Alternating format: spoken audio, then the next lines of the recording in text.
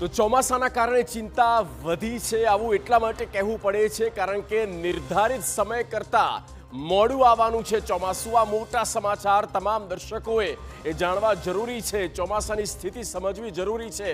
તો ગુજરાતમાં મોડું આવી શકે છે ચોમાસું। જી હા, ચોમાસું અત્યારે સક્રિય નથી, એટલે કે ગુજરાત તરફ આગળ જે સમય પ્રમાણે આવવું જોઈએ તેમાં કેટલો વિલંબ થઈ રહ્યો છે। પહેલા જે 15 તારીખ હતી અને તેમાં હવે થોડુંક મોડું થયું છે। 5 દિવસ અટકી ગયું છે ચોમાસું, એટલે કે હવે ચોમાસું છે તે 23 જૂનની આસપાસ ગુજરાતમાં આ ચોમાસું સત્તાવાર રીતે એન્ટ્રી કરી શકે છે। પણ તે પહેલા વરસાદની પણ શક્યતા, કેમ? કારણ કે એ પ્રભાવ છે તે અત્યારથી જોવા મળી રહ્યો છે। 8 રાજ્યોમાં તોફાની વરસાદની આગાહી। જુઓ, આ મહત્વપૂર્ણ જાણકારી આપને આપી રહ્યા છે।